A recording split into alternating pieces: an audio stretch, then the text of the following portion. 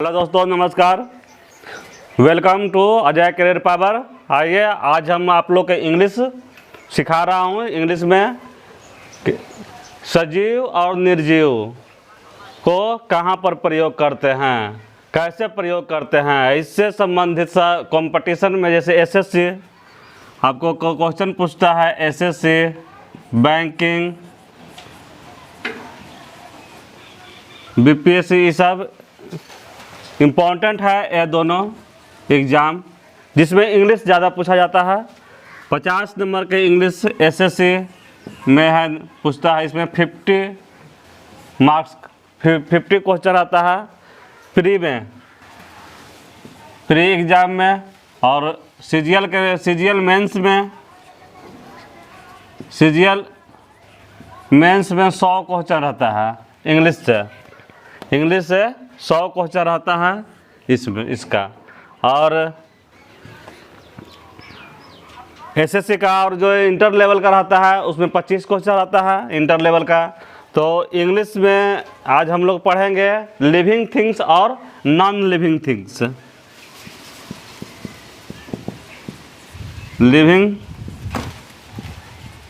Things and non living things.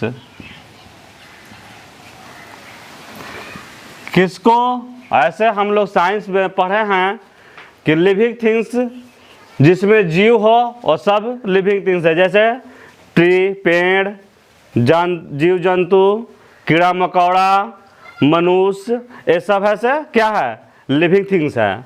और जिसमें जीव नहीं है, जो अपने से कार्य नहीं कर सकता है, वो सब है नॉन लिविंग थिंग्स। जैसे ब्लैक बोर्ड, दीवार, कुर्सी, टेबल, पेन, ये सब है नॉन लिविंग थिंग्स। लेकिन यहाँ पर इंग्लिश में वो ऐसा नहीं होता है। इंग्लिश में हम लोग मेल के लिए अगर वह के प्रयोग करते हैं तो मेल के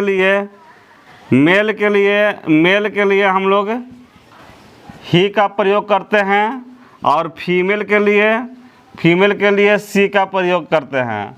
और जब नॉन लिविंग थिंग्स रहता है, नॉन लिविंग थिंग्स, तो उसमें इट और डैट और दिस का प्रयोग करते हैं। लेकिन यह लिविंग थिंग्स में भी प्रयोग होता है, लेकिन ज़्यादातर नॉन लिविंग थिंग्स में प्रयोग होता है, लेकिन लिविंग थिंग्स में भी प्रयोग होता है। लेकिन इट का प्रयोग केवल नॉन लिविंग थिंग्स में होता है,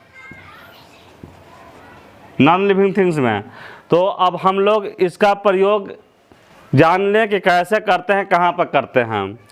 तो इंग्लिश ग्रामर में सबसे पहले हम डिफिनीशन जानेंगे कि लिविंग थिंग्स किसको कहते हैं, कौन है जो लिविंग थिंग्स में आता है और कौन नॉन लिविंग थिंग्स में आता है, क्या क्राइटेरिया है जो नॉन लिविंग थिंग्स का और लिविंग थिंग्स का।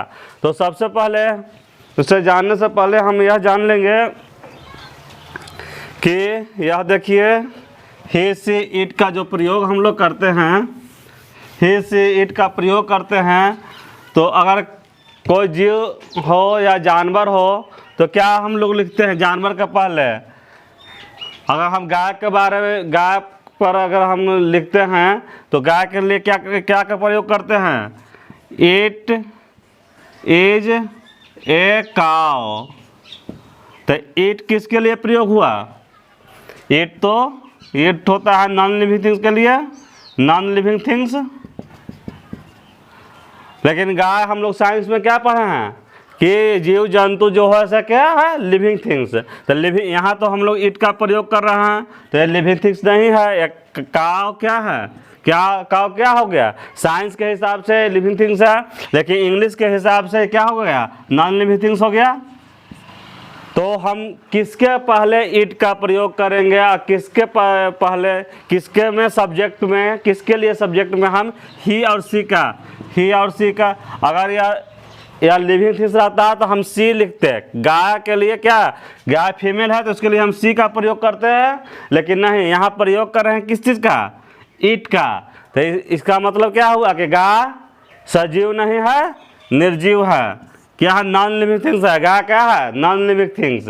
इंग्लिश के हिसाब से, साइंस के हिसाब से यह सब है क्या, लिविंग थिंग्स, यह सब है सजीव। लेकिन यहाँ हम लोग इंग्लिश के हिसाब से क्या पढ़ेंगे, निर्जीव। तो अब हम इंग्लिश के हिसाब से अब हम लोग पढ़ेंगे कि लिविंग थिंग्स है क्या। तो उसका पहले, सबसे पहले हम लोग डिफिनीशन जाने। डिफिनीशन है लिविंग थिंग्स का। इसमें डिफिनीशन है कि सेक्सुअली एंड मेंटली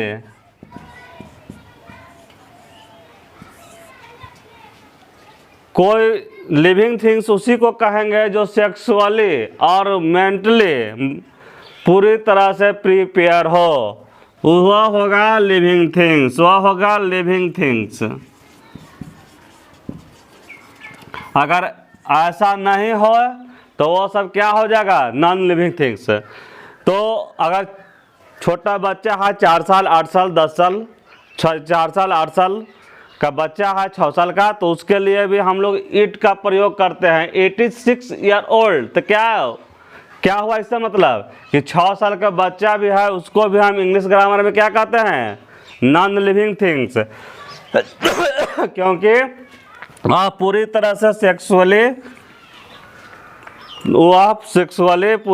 पूरा तरह से कंप्लीट नहीं है, ना मेंटली कंप्लीट है, उसी को कहेंगे। अगर कहेंगे हम लिविंग थिंग्स इंग्लिश के हिसाब से, जो यह दोनों बात को फॉलो करेगा, सेक्सुअली और मेंटली दोनों तरह से परिपूर्ण रहेगा, उसी को कहेंगे।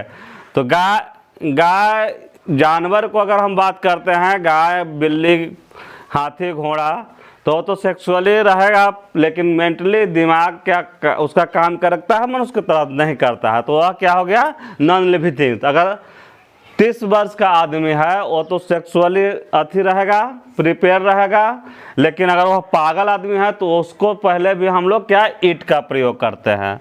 तो आप लोग अब समझ गए हैं कि किसके साथ हम लोग इट का प्रयोग करेंगे, किसके साथ सी का और किसके साथ ही का प्रयोग करेंगे। एग्जाम्पल देखते हैं। क्वेश्चन पूछा गया है एसएससी सीजीएल में,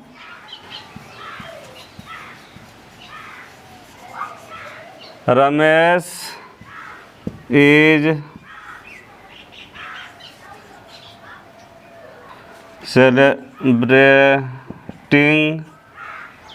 celebrating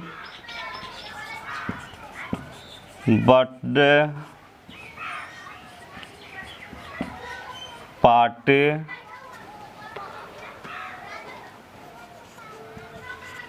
his son, he is 6 year old। अगर यह देता है, कॉमन एरर में दे सकता है, किसी में दे सकता है, या क्वेश्चन अब कहेगा कि इसमें गलती कहाँ पर आपका है, तो आप इसको गलती अगर देखते हैं तो इसमें यह क्या है, 6 ईयर ओल्ड है, 6 साल का बच्चा है। तो 6 साल का बच्चा के साथ में ही का प्रयोग नहीं होगा, यहाँ पर इसका प्रयोग नहीं होगा। किस चीज़ का प्रयोग होगा, तो ईट का प्रयोग होगा। यहाँ पर किसका प्रयोग होगा, ईट का प्रयोग होगा। तो ईट का अगर प्रयोग नहीं है तो यह सेंटेंस क्या है, गलत है। ऐसा सेंटेंस देगा, आपको दे के पूछ सकता है कॉमन एरर में, या सेंटेंस सही है या गलत है, कहाँ गलत है, किस चीज़ का कहाँ कौन सा किसका यूज होगा। तो इसमें आदमी स्टूडेंट लोग घबरा जाते हैं, तो इस पर ध्यान रखिएगा कि अगर मेन आप यह जान लीजिए कि ही सी इट का प्रयोग हम लोग यहाँ पर करेंगे। इट का प्रयोग वहाँ पर जो निर्जीव इंग्लिश ग्रामर के हिसाब से निर्जीव है, उसके साथ हम लोग इट का प्रयोग करेंगे। अब आप लोग समझ गए होंगे कि ही कहाँ पर प्रयोग होगा। और ऐसे ही मज़ेदार चीज़ देखने के लिए आप लोग हमेशा देखते रहें अजय कैरियर पावर। जैसे कि आप जानते होंगे कि लॉन्ग मीन्स लंबा होता है और टॉल मीन्स भी लंबा होता है, तो दोनों में डिफरेंस क्या है। तो यह डिफरेंस मैं आप लोगों को बताऊंगा। और यह सब सारा क्वेश्चन, इस सब क्वेश्चन पूछा जाता है, हर एक एग्ज़ाम में पूछा जाता है। और कोल्ड भी जानते हैं, कोल्ड माने ठंडा होता है और कूल माने ठंडा है, तो दोनों में डिफरेंस क्या है। डिफरेंस ये सब जानने के लिए आप लोग हमेशा देखते रहिए अजय करियर पावर चैलेंज। जय हिंद, नमस्कार।